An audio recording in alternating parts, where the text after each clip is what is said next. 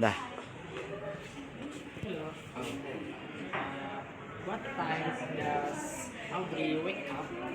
Audrey was up at 5:30. Oh. What does he do after dawn praying? He does some exercises in front of his house. Oh. What does Audrey watch on TV in the morning? He watched the morning news. Oh. What is Audrey doing his house?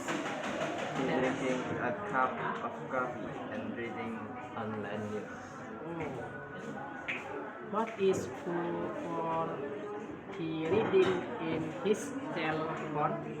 He is reading online news on his cell phone. Is Audrey a disciplined man? Yes, Audrey is a disciplined man. Does he do his routines on time?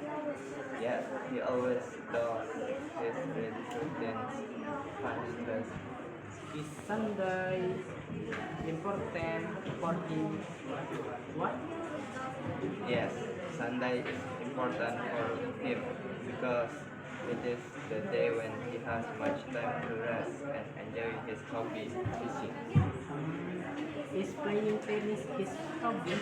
No, playing tennis is not his hobby. What is Audrey's hobby? Our hobby is fishing and he does it on Sunday. Thank you, my friend, and see you next time. Okay.